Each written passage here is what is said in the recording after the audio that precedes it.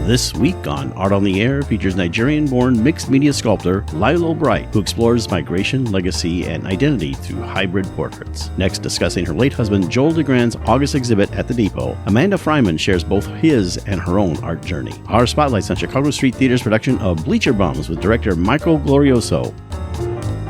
Express yourself through art and show the world your heart. Express yourself through art and show the world your heart. You're in the know with Esther and Larry. Art on the air today. Stay in the know with Larry and Esther. Art on the air our way. Express yourself through art and show the world your heart. Express yourself through art and show the world your heart. Welcome. You're listening to Art on the Air on Lakeshore Public Media, 89.1 FM, WVLP 103.1 FM, our weekly program covering the arts and arts events throughout Northwest Indiana and beyond. I'm Larry Breckner of New Perspectives Photography, right alongside here with Esther Golden of The Nest in Michigan City. Aloha, everyone. We're your hosts for Art on the Air. Art on the Air is supported by an Indiana Arts Commission Arts Project Grant, South Shore Arts, and the National Endowment for the Arts. Art on the Air is heard every Sunday at 7 p.m. on Lakeshore Public Media, 89.1 FM, also streaming live at lakeshorepublicmedia.org, and is available on Lakeshore Public Media's website as a podcast. Also heard on Friday at 11 a.m. and Monday at 5 p.m. on WVLP 103.1 FM, streaming live at wvlp.org. Our Spotlight interviews are also heard Wednesdays on Lakeshore Public Media. Information about Art on the Air is available at our website, breck.com/AOTA. That includes a complete show archive, Spotlight interviews, plus our show is available on multiple podcast platforms, including NPR One. Please like us on Facebook, Art on the Air, WVLP, for information about upcoming shows and interviews. We'd like to welcome to Art in the Air Spotlight, and it's from the Chicago Street Theater with their upcoming production, one that was actually conceived by Joan Mantegna. Maybe people don't realize that was a Chicago-based show, and it was at the Organic Theater, and that's some of the history of it. Mantegna was very instrumental in doing a lot of things like the musical working and things like that. But we're going to talk about something for all you Cubs fans out there called Bleacher Bums, and it's a great show. It's being directed by Michael Glorioso. We've had him on before. He's talked about the different shows. So, Michael, welcome to Art in the Air Spotlight to tell us all about Bleacher Bums and maybe some of the other things going on at Chicago Street Theater. Well, it's good to be here. Welcome. Glad to be back. We're glad to have you on. Yeah, so Bleacher Bums was, it's like you said, it's a Chicago-based thing. There was we did a trivia contest to announce our season very recently, and the one of the questions was, it's like those of people are going to be fans of this show, and the other people that aren't are Sox fans. So that's one of the things. There's definitely a lot of Cubs fans, and a lot of Cubs fans who are diehard fans are fans for the fact that they love the Cubs. They're not always winners, but they do try their hardest, and that's kind of at the source of the show. It's being a fan for the sake of being a fan and really finding the love of supporting your team, supporting each other. There's a lot of different things that kind of go into that as well. So it's not only just about sports, it's also about supporting each other and really, really rooting for your team, whether they're a winner or a loser. That's true. Well, the history of the Cubs, especially when this was written, was they were not winningest team and everything. And of course, I've never, I guess, I'll admit I'm a Cubs fan, but when, like, for example, the White Sox were in the World Series, I was happy for them. I don't have that antagonism that exists. But anyway, let's tell us a little bit about what happens with the show a little bit, in case somebody just has not seen it. Well, it takes place on a bright, sunny day in Wrigley Field. It has been updated since the original version. The original version was back in the 70s, and they did two rewrites, and the most recent one was done in 1998. So they did update the players there, and right now that's vintage to us because it's 30 years old about almost. But they did update the players, but it is kind of taking these bleacher bums, the guys the guys and gals that sit in the bleachers and kind of bet on the game and talk about what's going on and all the kind of chaotic comic energy that goes on with it. There's also a lot of touching moments. There is one character who is blind and they really don't go into the play a lot about when the character became blind, but loves the Cubs, listens to the transistor radio, knows all the players, knows what's going on, and about the people that kind of support him as well, and keep them, make sure that they feel like they're part of the game as well. It's a really great, touching story, and it goes through 9 innings of baseball. There's no intermission. But one thing that we are going to be doing that's a little bit unique is that we will be having like a typical baseball game, people going around in the audience actually selling hot dogs and Cracker Jacks and things. That's the plan to do that. And that'll be fun. Yeah. So trying to make it feel like you are actually at a baseball game. So that's something that's unique that we're going to try to do with this production. Yeah, try to do with this production. And people that are not familiar with the bleachers, how are those different than like the traditional seats that you see? There was kind of a whole thing about that. But tell us the background of the bleachers and how some of the people that went there differed from the other people that was sat, and I guess you called them the old box seats. Yeah, these are the cheap seats. These are the ones these are the diehard fans. These are the ones, they don't care if they're up close to the field. They want to see the game.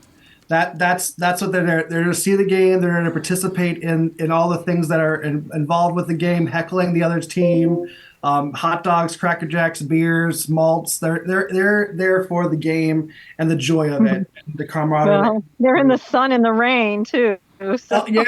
Yeah, that is a part of it. They're lucky to have it on a sunny day instead of it being in the rain or sometimes the snow. Sometimes we get in this area around the. Is it still a tradition? And I think this is a real tradition, but I don't know if it's in the play. Is if the opposing team hits a home run into the bleachers, they throw the ball back on the field? Yeah, it is in the play, and they talk about that at great lengths too, especially towards the end. There is one character that is just there for the money and bets against the Cubs any chance they get. And that does kind of play into the end of the show a little bit about, I'll give you $100 for that ball and that, you caught, but they throw it back last minute. But yeah. How many actors in the show? It has about 8 actors, 9 technically speaking, because there is a character that kind of comes in and out. And then and we are also, we did do some gender swapping of the cast as well. We got approval for that and everything. Obviously, nowadays you gotta make sure that's approved. But it does make sense, especially with the concept of there are many female Cubs fans and diehard Cubs fans that are females that I know personally. So we wanted to make sure to identify them and give them the support and the love that they deserve through the show as well. Chicago Street Theater is also doing some other productions coming up. Tell us a little bit about that, and of course, at the end, we'll get back to how to get tickets and information. Oh, yeah. We are really excited because we're doing, the next show after this is Woman in Black, which is a show we've been wanting to do for quite a while. It was made popular by Daniel Radcliffe, the movie that was attached to it. And then we're doing 2 Christmas shows, Judy B. Jones' Christmas, and then The Many Dates of Christmas, which is like a Hallmark movie, one-woman show, which is going to be pretty fun. And then we're doing What She Wore in our studio space. Well, Michael, that's all the time we have. That's the Chicago Street Theater, Michael Glorioso, who's the director of Bleacher Bums. And that'll be running Friday, August 16th through Sunday, August 25th. Tickets are $22 and seniors and discounts all around there. Michael, thank you so much for coming on Art in the Air Spotlight. You're welcome. Thank you. Yeah, thank you, Michael. Art on the Air Spotlight and the complete 1-hour program on Lakeshore Public Media is brought to you by Macaulay Real Estate in Valparaiso, Olga Patrician, Senior Broker. And as a reminder, if you'd like to have your event on Art on the Air Spotlight or have a longer feature interview, email us at aota@brech.com. That's aota@brech.com. Hi there, this is Public Radio theme composer B.J. Liederman, and you're listening to Art on the Air on Lakeshore Public Radio 89.1 FM and on WVLP 103.1 FM. We are pleased to welcome Layo Bright to Art on the Air. Layo is a sculptor who explores migration, legacy, and identity through hybrid portraits, textiles, and mixed media work. She was born in Lagos, Nigeria, and her work is heavily inspired by culture, friends, and family. Layo chooses materials that express geopolitical and biographical resonance that spotlight themes of matriarchy and migration in the African diaspora. Thank you for joining us on Art on the Air. Aloha and welcome, Layo. It's so happy to be meeting you.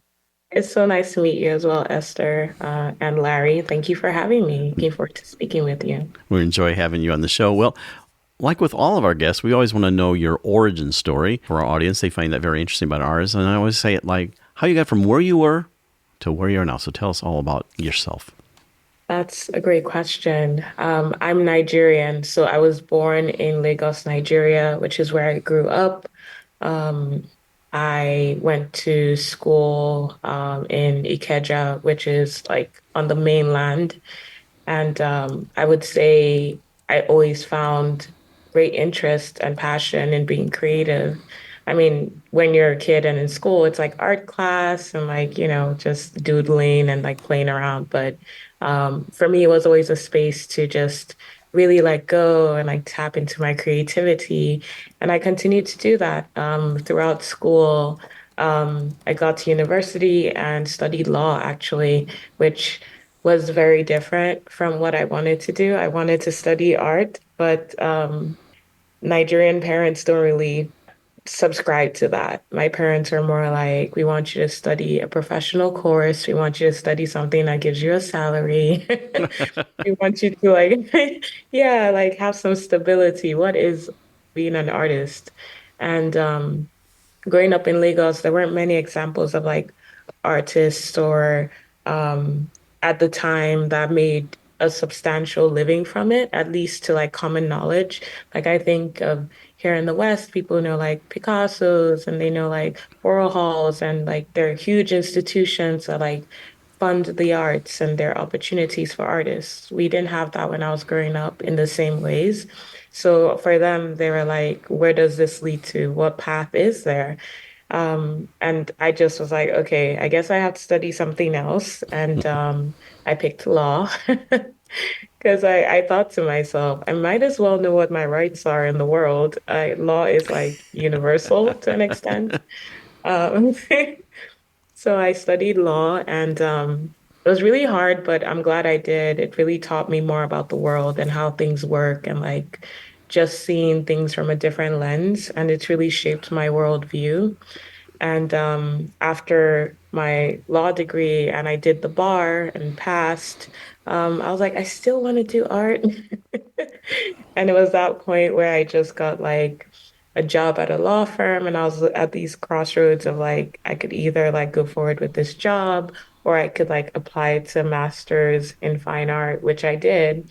And I got into Parsons School of Design and the Royal College of Art in London.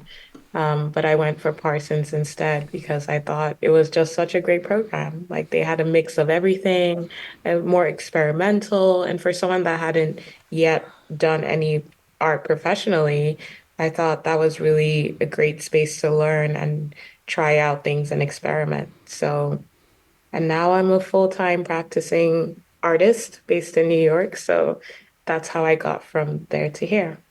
So I'm very still. I'm going to take you back to childhood again. And so while there might not have been a wealth of art classes, because I didn't have that either growing up, what was it like in the family? Like how was creativity expressed within your family? Because I saw the pictures, of your great-grandmother, your grandmother, your mother holding your sister, and so that's like such a wealth of inspiration. So what was the household like?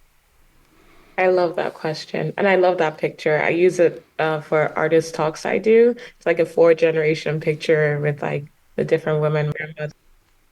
Yeah, my great-grandmother, my grandmother, my mother, my sister. But at home, I would say culture and creativity were everywhere. You could like feel the the music, for example, we always listen to like Afrobeat and like Afro-inspired music. My dad did have some art in the house. So he would tell me later on that he always, enjoyed art and thought it beautified the home. So he would go to like art fairs, like people would have like little fairs pop-ups, and he would buy some art from when he was in university all the way to like, when they had me. So there was art at home, and we always had like parties and people over, and we would wear cultural outfits. The women would wear these head wraps called gele, which I also refer to in my works and use as a material in some of my sculptures. So I was just surrounded by that, from the fashion to the food to the music to the art in the home. Everything just like reminded me of like this creativity and like it was always bursting with color and stuff was always going on. So Yeah, color and movement. I mean, it's kind of interesting how much your work, it's like such a static material, glass, that you bring so much movement and life into it. It's really, so actually, I want to talk about glass for a minute. okay. So, so did glass come first, or did the idea for the work come first? Like, so were you thinking of like work and then you were introduced to glass and thought that that was a good pair, or how did it all happen? Yeah, so I had been making these portraits and like busts and sculptures of, well, self-portraits initially, and then of my mom and like other women in my family and friends. And they were mixed media sculptures. So the idea came first. The sculptures would have these head wraps in them, and then these like facial markings, which signify tribe and culture in Nigeria and most of West Africa. And I had these wooden bases for the busts, like to put the portraits on, and it just became like a whole piece. But over time, I watched this show on Netflix called Blown Away. It's a glass blowing reality Yeah, TV show. I love reality brilliant. TV shows. I was like obsessed, and I really enjoyed seeing people work with glass. For me, that was really new. I hadn't seen that before. So it was an opportunity to be like, oh, bookmark that. People actually work with glass in the like glass blowing, kiln forming. And I went to an artist talk and met the director of the program there at of Urban Glass rather, which is in Brooklyn, New York. It's a public access studio for glass making in general. And someone introduced me to the director who told me about their classes. So they offer classes to people of all ages and in different forms of glass making. So I signed up and did a kiln casting class, which is where you basically make a sculpture in clay, you make a mold around it, take out the clay, and then you melt glass in your mold.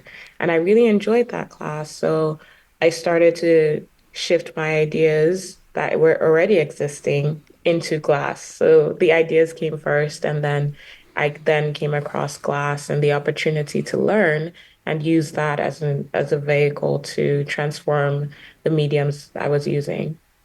Yeah, because to me, your work, when I look at it, and let's say I knew nothing about how long you've been in New York, or just the work as the work, to me, there's a deep longing of home or connection.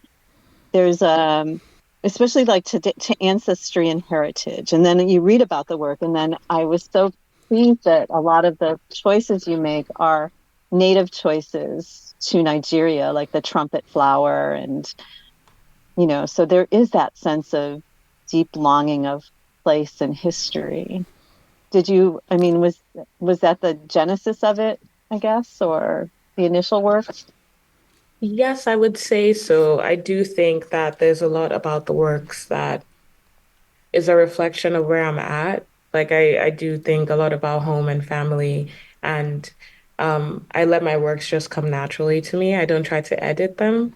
I try to Yeah. make as the inspiration comes, and like I just try to go with my gut more often than not. Like, why am I leaning to this material? Or what is it about these flowers and types of flowers that I want to render in glass? Why do I want to abstract the portrait?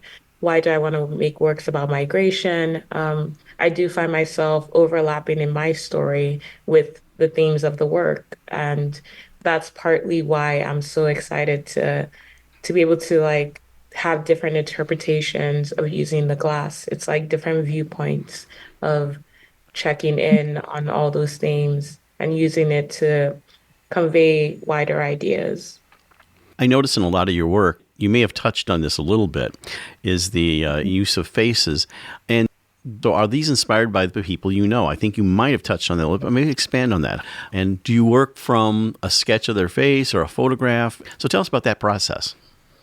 Yeah, that's really observant of you because the faces are like a huge part of the works I do. I have different streams of work. Some are more abstract, but with my figurative works, those are based on women, especially, and women in my family, thinking of like what gets passed down from like matriarchal knowledge and legacy, and also thinking of friendship and sisterhood. So I also make portraits of my friends and people I know who also have their stories linked to the African diaspora or migration or both. And the process involves a bit of everything. I do take live casts, which I use like silicone to take live casts of people that I know. It's a very intimate process, but it feels like I'm taking a visual a visual picture. I think of it like photography. It's like an imprint of someone's face at a time in their life. Um, like a face makes me think of a mask in terms of like African culture. Masks are really huge. And you think of that tradition, and it's like that's how you present, that's how you're perceived. I think about the face in the same way. Like, people have been through so much and we wear different masks to navigate, our lives and depending on what stage of life we're at. I think of that as a different mask of navigating that life cycle. So I'm really drawn to taking an imprint of people's actual faces.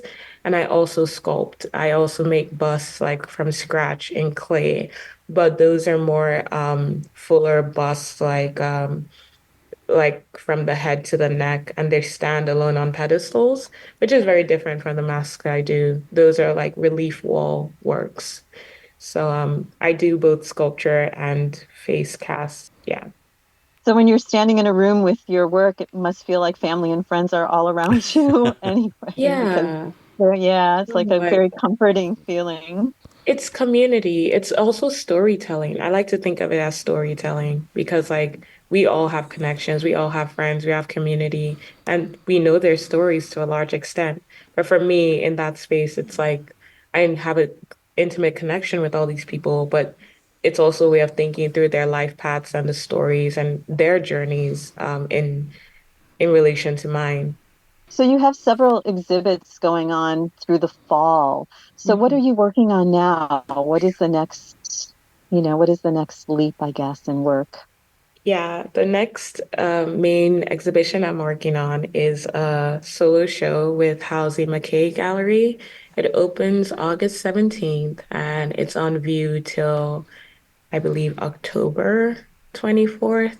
Um, I am also going to be participating in the Armory show in a group Oh, presentation. So if anybody's in New York for the Armory show, they should come through.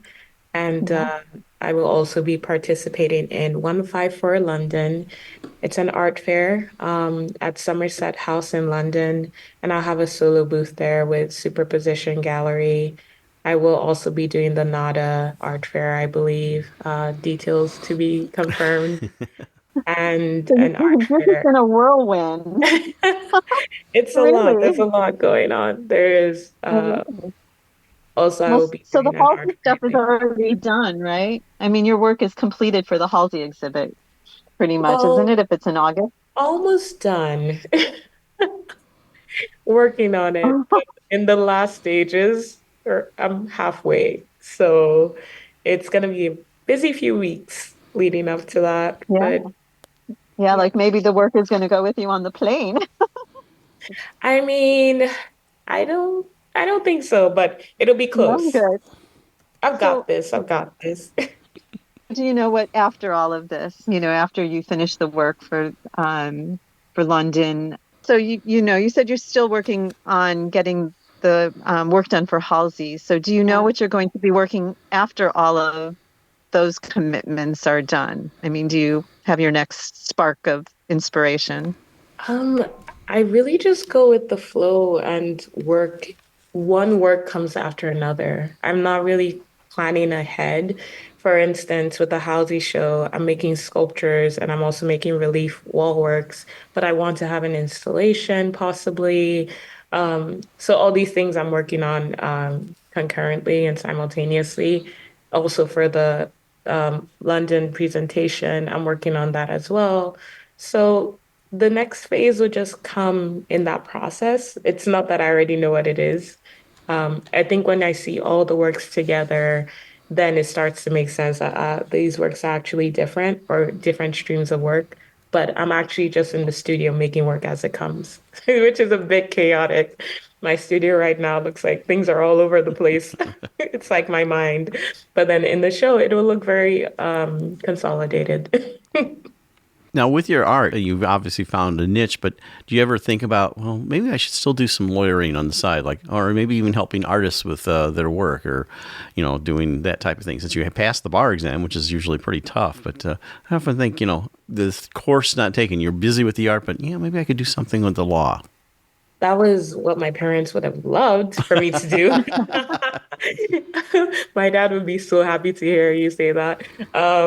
But no, not for me. I think it takes so much to like delve into your mind as an artist and stay there because you can lose inspiration easily. Right. And you kind of get in a headspace of like finally getting the inspiration, finally getting your medium, skill and time to learn these materials. To do law, again, so much skill and time. It's a different, like, entire use of your brain. Right. And I don't think it's possible to shift in between. A lot of people try that. I know a lot of people that have day jobs, but the people that I know that do usually pick jobs that don't require too much of them in that thinking, like, full expertise level. They're more like assisting in a role or doing something that's like, programming or otherwise. For me, I couldn't. I just feel like when I was doing law, I was so embedded in it. Oh, sure. And then in art, I'm so embedded. Like my brain can't handle all that. My work would look so different too. Well, it's like a lot of actors who, because they don't always work all the time, but they do like medical transcription, which they actually, in the theaters I worked at, they would actually do it on the computer when they were off stage doing that type of thing. And yeah, so it's kind of interesting. So the other question I have for you real quick is there another type of art that you'd like to do? I mean, you've kind of mastered what you are doing now, but is there something else that you say, well, gee, I would really like to try oil painting or something else? Or is that something for you to explore? Yeah, I have thought of that. I like that question. I have thought of printmaking. I did dabble many years ago, but there is something about like paper making and printmaking and it's just really interesting to me. I love that you're building layers slowly to accumulate into like a finished work or finished image. And I would love to give more time to that. But that's the kind of thing that you need the facilities, you need the equipment, you need the training. And I've considered applying to those residency programs. Like that's why I live in New York City. There's so many residencies and opportunities to like try out a new skill or type of making. And I love that. So for the future, I would consider that for sure. I have a quick question. Well, maybe not so quick. I hope it's quick. So when I'm looking at your work, there was the one piece in particular, Bloom in Spring, Green and Purple. So before I saw that one, they were mostly like orange flowers, like they'd be a mono sort of palette. And so when did the color come in and were there more pieces? I mean, I did notice like there was like a variety of like oranges and I couldn't really tell for the image so much, but there were like two pieces that had a mixture of color. So what inspired the move into the bright burst of color? I'm really glad you picked on that because it's a very unusual story and I'll tell it really quickly. But basically I had this like whole palette. I was like, I loved working with black glass and like golds and like iridescent glass and like a few had colors, but not much. And at the supply store where I get my glass from, they had a really bad case of being flooded. And it was like 8 feet of water or 10 feet of water in the store. And it kind of washed away all the glass. And it was a big old mess. So basically, they did a discounted sale. And anybody who works in glass will tell you it's not the cheapest medium. So when you see a Right. sale, you're like, yes. And it was all these colors that normally a 5 pound jar goes for like, for pink. Pink is like the most expensive color, would be like 170, 180. And it was like $20. And I was like, oh, I'm getting me some color. So I just like bought a ton of discounted color and I was staring at the jar. I was like, now what? Like, so I just started mixing and colors and playing around. And I didn't do any courses on color theory at Parsons. So I was quite nervous. I'm like, okay, would this be a bad color choice? But then again, it's like going with your gut. Like I was just like, well, I'm gonna do it and then we'll find out if it worked. Like just go Just for go it, full in. Yeah, and I'm really glad I did. Again, it's a case of things just fell into place and, I wanted to take advantage of that sale, but now it's changed my practice. And I really love like things like that when they happen. It just takes you in a new, interesting direction, and I'm always open for that.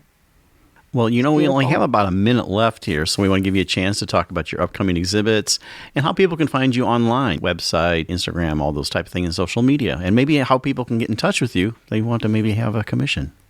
Yeah, that sounds great. So I do have the Halsey McKay show in the fall, Armory show, which people should look out for, and 154 London at Somerset House also in the fall. My Instagram, which I'm mostly on Instagram, is Layo Bright. So that's LayoBright. And my website is my name, layobright.com. So on the contact section, people can email me. There's like a contact link. And yeah, I also have spring stuff in the spring next year, but I will post that on my social media. And I have a newsletter if you go to my main page on my website, you could sign up for my newsletter and get the news as soon as, it comes out.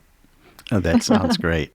Well, we appreciate you coming on Art in the Air. That's Layo Bright, sculptor in New York, and she's got working primarily in glass, but she might explore printmaking down the road. Layo, thank you so much for coming on Art in the Air and sharing your art journey. Thank you so much, Larry. Thank you so much, Esther, for having me. This was a great conversation. Thank you so much. I enjoyed it tremendously. same And your work as well. Thank you. Our show relies on the support of not only our show underwriters, but also our listeners who make donations to this station. Your support of this station will ensure Art in the Air may continue bringing you the best of the arts and culture programming for Northwest Indiana and beyond. If Art in the Air is important to you, please consider supporting this station with a one-time contribution or even making an ongoing sustaining contribution. For information on how to make a contribution, go to this station's website or our show website, brec.com/AOTA. And thank you. Did you know that you can also listen to Art in the Air anytime as a podcast at Lakeshore Public Media's website, through Lakeshore's app, or from NPR? Plus, it's available on demand from your favorite podcast website, including TuneIn, Spotify, Amazon Music, Pandora, Apple Music, iHeartRadio, and many more. If you have a smart speaker like Amazon Alexa, Google Assistant, or Apple Siri, just tell to play Art on the Air to hear the latest episode. Art on the Air is supported by an Indiana Arts Commission Arts Project Grant, South Shore Arts, and the National Endowment for the Arts. This is Terry O'Reilly, host of Under the Influence, and you're listening to Art on the Air on Lakeshore Public Media 89.1 FM and on WVLP 103.1 FM. We would like to welcome Amanda Freymann to Art on the Air. Amanda will be speaking with us about the work of her late husband, Joel DeGrand. Joel was a photographer from early childhood and taught art and photography from 1968 to 2016. He participated in numerous one-person, group exhibitions, plus workshops in the United States and abroad. His work is included in many museums, corporate and private collections, and publications. He self-published 17 books of photography and won many awards over the years, including an NEA grant for the arts. Joel's solo exhibit titled Iterations Beyond Photography, Joel DeGrand, will be opening August 16th, 2024 at the Beverly Shores Depot Gallery. Thank you for joining us on Art on the Air, Amanda. Aloha and welcome. It is so nice to see you. Aloha. I'm so happy to be here. Thank you. Amanda, we always usually have our guests talk about themselves, and maybe we'll do that briefly before you talk about Joel. So just tell us a little bit about yourself in terms of your involvement with the arts or involvement with that, and then we'll move on to talking about Joel and what we usually like to say their origin story, like where he started, how he got from where he was to where he is now into this exhibit. So tell us first a little bit about yourself and then about Joel. Okay. See, I was born and brought up in Boston, Massachusetts. I was making art from the time I was little, making art and making theater. I started out in the publishing business in elementary and high school textbooks. And I was very, very lucky to move into the fine art publication business. I worked at Bullfinch Press, which had originally been the New York Graphic Society, producing art books in Boston. And then I moved to New York and I worked at the Museum of Modern Art producing art books. And then I came to Chicago to work at the Art Institute to produce art books. And then in 2006, I left to start my own business with a partner. My partner, Joan Summers, and I had a company called Glue and Paper Workshop, and we produced art books for museums all over the country until about 2 years ago. The pandemic sort of, with everybody, made a big difference. I met Joel after I moved to Chicago in 1998. He was my cat sitter. That's how we met. We had a mutual friend. I moved to Chicago. I was traveling for work all the time. I needed somebody to look after my cats. He was going through a divorce, needed a place to stay. So for 2 years, we were like ships passing in the night. He took care of my cats and I went off and saw the world. And then eventually we figured it out that we were meant to be. And that was about the time that we moved to Beverly Shores and we met we got together in 1999. We moved to Beverly Shores in 2000 and lived here ever since. And it's a fairy story, actually. So tell us a little bit about Joel's origin story as much as you can. And, obviously we got to the point where you intersected, but, where he was born and all his story. He was born in Katanning, Pennsylvania, which is a sort of coal mining town in Western Pennsylvania in 1944. And his parents were undertakers. So he grew up in this extended family in a funeral home, which really, I think colored, a lot of who he was and what he was doing with his art. He was the first person in his family to go to college. He won his first camera when he went to a bingo game with his grandmother, who's about 13 years old, and he won $100 and bought a Polaroid camera, and that was his first camera. And then he went on to work as the lead photographer at the local town paper. And so he was a photographer. He's one of the few people I know that always knew what he wanted to do. And went to the University of Indiana, University of Pennsylvania, and graduated with a degree in art education. There was no photography program, taught high school. And then he found his way to Oregon. He heard about a workshop in Oregon. So he, in 1970, 1970, I think, he went out to Oregon and he started a graduate program at the University of Oregon with a guy named Bernie Freymann, who was connected to all the great West Coast, the large format view camera photographers, Ansel Adams, Minor White, Weston, Imogene Cunningham. So he was really, really privileged and excited to be a part of this group of people who were really photography was pretty new. Fine art photography was pretty new at this point. And so he really, that's when he sort of honed in on photography as being, really pursuing his art, but also teaching. He became a graduate teaching fellow. And then In 1975, he and two friends did the rehearsal tour of the bike centennial that was set for 76, and they traveled from Astoria, Oregon to, I think it was Wilmington, Delaware. They took 6 months bicycling across the country, and he photographed that. That was one of his long projects that he was that he was very proud of, and that trip he was very proud of. And then he taught for a year at Southern Illinois University in Carbondale, and then moved back to Pittsburgh, where he lived for the next 10 years.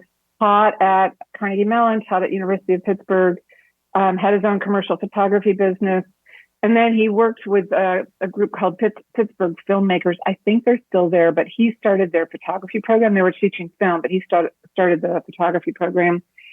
Met his first wife, had two kids. Colton DeGrand was born in 1987. Anna Cara was born in 1988. And soon after, they moved to Chicago.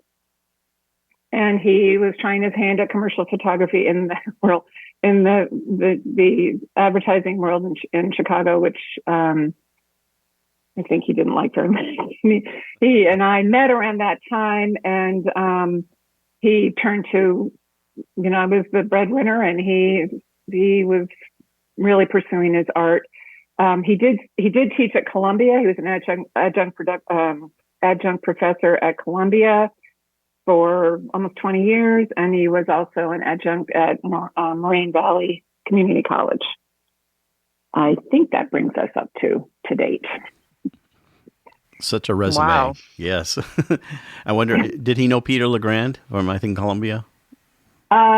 Probably. Yeah. Okay. Probably. Yeah. I took a couple of workshops from him. So yeah. Okay. Yeah. He was the darkroom guy, especially as years went on, and they continued to teach darkroom, and he was, that was his world, and it was not the world of the younger teachers. So, and also at Moraine, I think Moraine held on to their darkroom program even longer.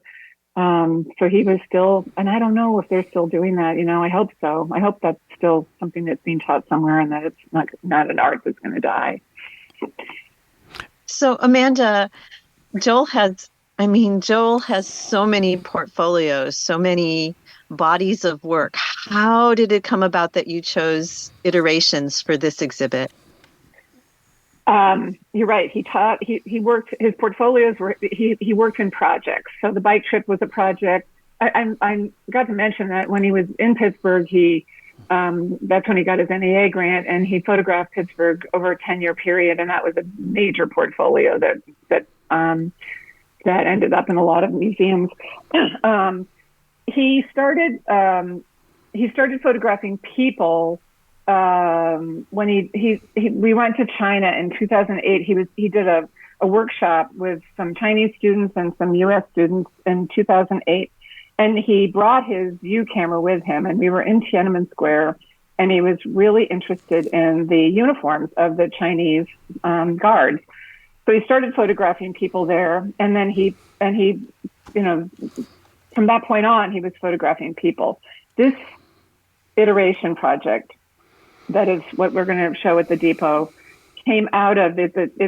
He called it iterations because he considered this a repurposing of his uniform project. So he'd photograph people in uniforms for several years, and then the iterations are life-size,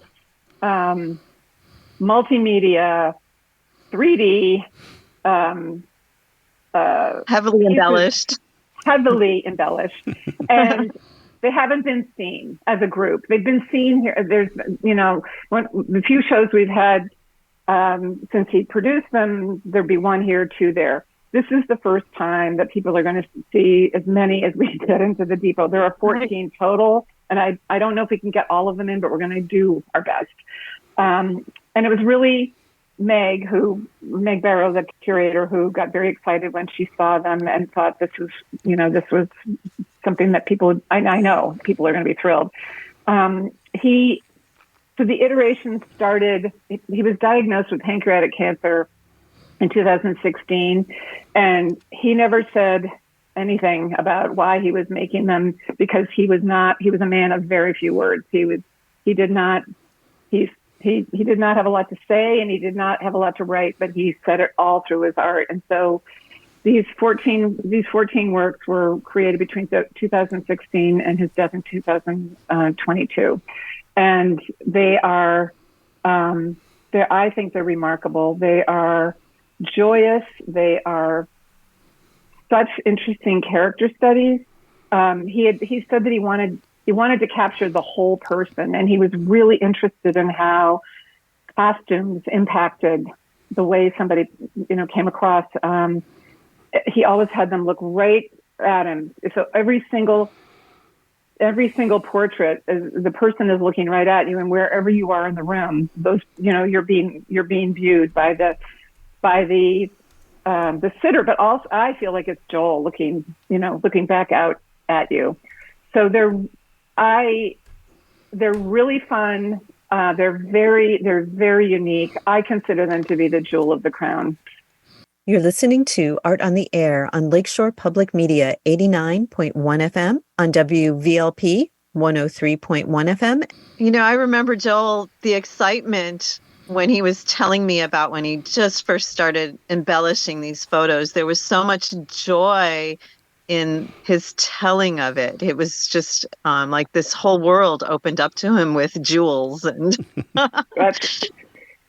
he said that he got to use some of the skills that he went back to his art school training. He did this, art education degree. So he had done painting, drawing, sculpture, collaging, and he brought it all back into these works. So that's why we're calling it Beyond Photography.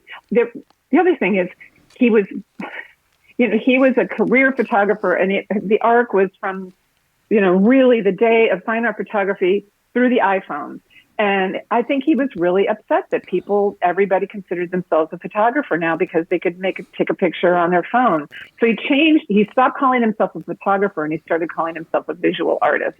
And this body of work comes out of that as well. He wanted to go beyond, he took it beyond photography and just sort of took everything that he'd seen and learned in his lifetime and invested everything into these 14 works.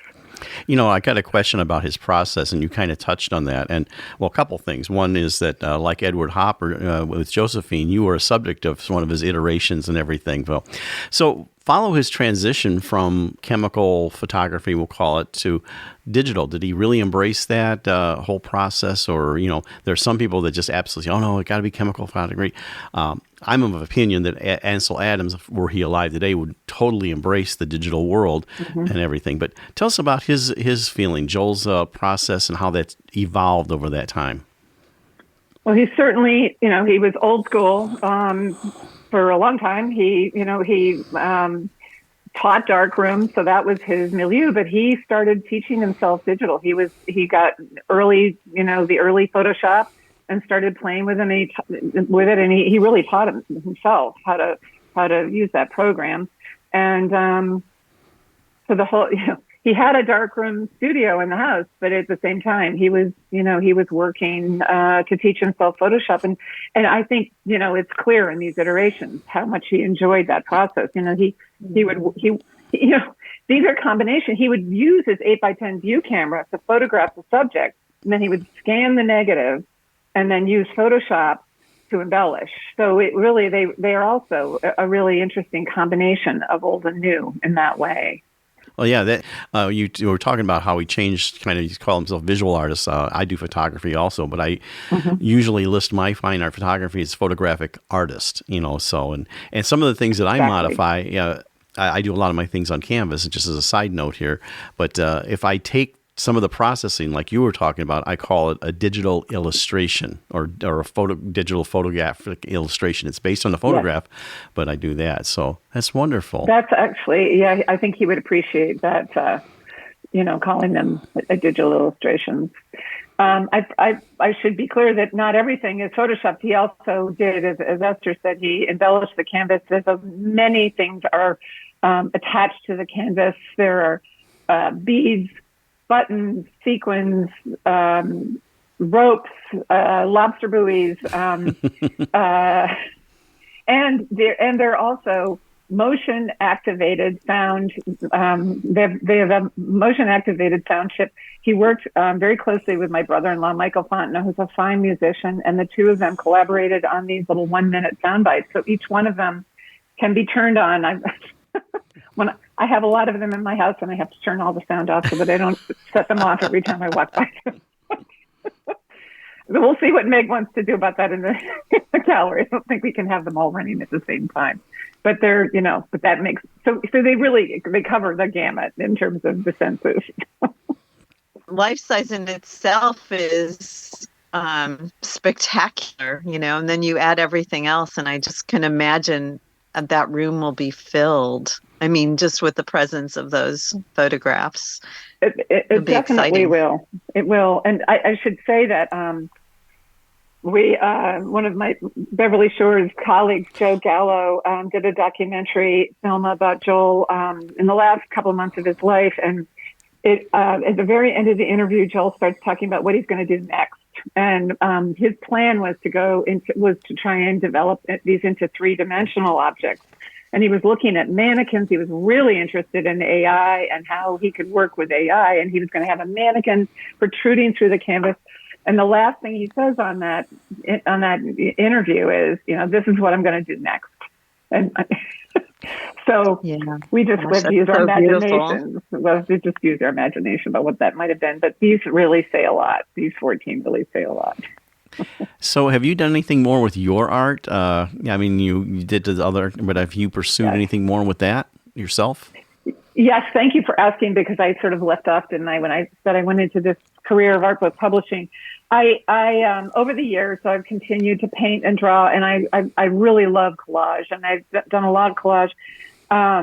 After Joel died, I decided that he would not go to bed at night if he hadn't been in his studio. And I've never been like that, but I decided that I was going to have him be my inspiration. So I've been much more involved in my, and working as an artist since his death. And more recently, I've been working with clay. I've been hand building, and I've been making, sort of parlaying some of the things that I was doing in 2 dimensions into 3, and making clay flowers. Really, really enjoying a whole new substrate to work with. And I carry him with me. Oh, that's great. That's great. I think clay is so healing. It is healing. I agree. The very process. I mean, I find the preparing of the clay very soothing. Everybody was always talking about hating wedging, but I always loved the wedging part, and that's great. It maybe has kind of what they call a grounding effect, because clay is of the earth. And just like they say, especially if you go to a new location, they should go barefoot out on the ground, the actual earth ground. And it gives you a sense of grounding. And maybe that's the same thing. And I haven't worked with clay, but it sounds like that whole process of manipulating everything kind of has a grounding effect. That is absolutely brilliant. I love that. And I've needed that. So that explains everything. So you touched a little bit about the exhibit and everything, and we got a few more minutes left. So what exactly how many pieces, everything like that? We're still working on how many we can put in there. Hopefully between 10 and 12, I would say. Also, I'm going to be doing a gallery walk with Meg from 4 to 5 before the reception, which is 5 to 7 on August 16th. So I'll have an opportunity to speak directly to some of the pieces that we're showing, and I'm looking forward to that.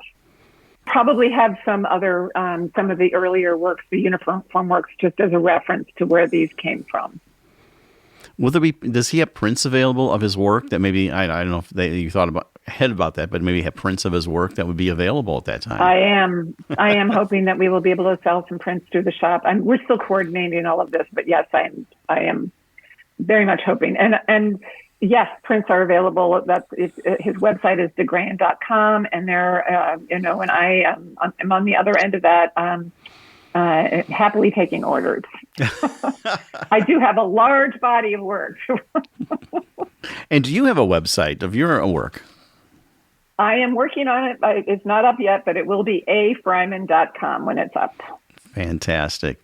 So let's go ahead and hit the dates of it, the show. And you talked a little bit about the gallery walk, opening reception, and everything, and how long the show's going to run. It's going to run till September 15th, and the depot is open every weekend. And I don't have the hours, I'm afraid, but it's the Friday night, all day Saturday, all day Sunday, through the end of August and into the beginning of September. Any final thoughts you'd like to give us about the exhibit? Well, what people, I mean, we talked about what they can expect, but I know you're still putting it together. But, how is this for you personally to be able to help curate Joel's work? It is That's big. such a gift, and he would be absolutely thrilled.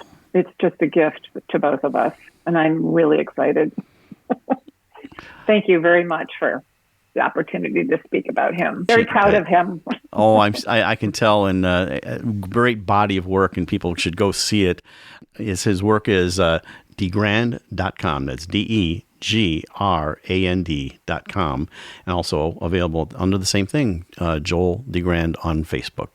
The exhibit is Iterations Beyond Photography, Joel DeGrand. It opens August 16th, running through September 15th. The opening reception is Friday, August 16th, 5 to 7. And there's a gallery walk and talk Friday, August 16th, 4 to 5. And Meg and yourself, Amanda's going to be leading you through there. And we appreciate you coming on Art of the Air and sharing Joel's journey and your own journey together. So that's fantastic. Amanda Freymann, thank you so much for coming on Art of the Air and sharing your art journey and Joel's art journey. Thank you so much. Again, thank you, Amanda. Coming next week on Art of the Air. Our whole show features an entertainment power couple, Larissa Julianas, a live event performer, actor, published scriptwriter, artist, and CJ Julianas, producer, director of live theater and movies, discussing their indie film, The Misadventures of Mistress Man-Eater. Our spotlights on the 4th annual NWI Superstar Singing Competition that supports the Wounded Warrior Project.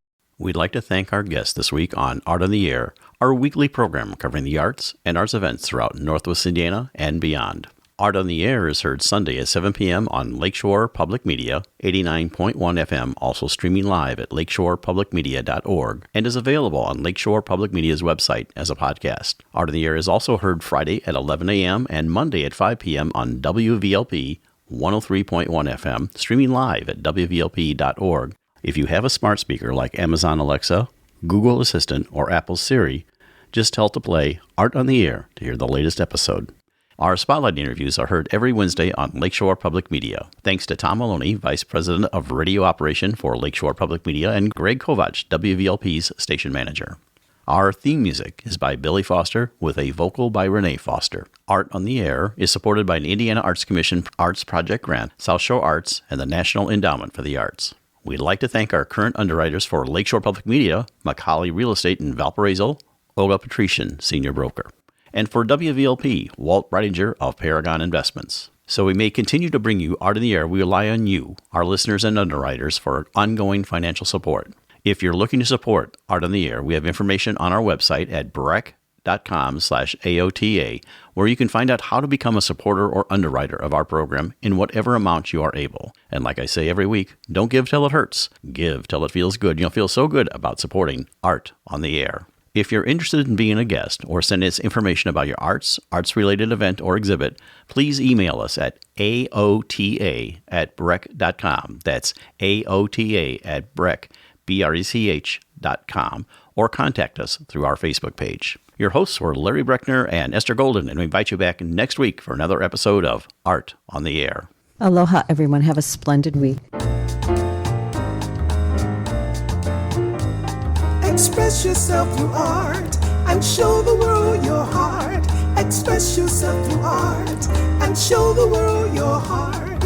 You're in the know with Esther and Larry. Art on the Air today. Stay in the know with Larry and Esther. Art on the Air our way. Express yourself through art and show the world your heart. Express yourself through art and show the world your heart.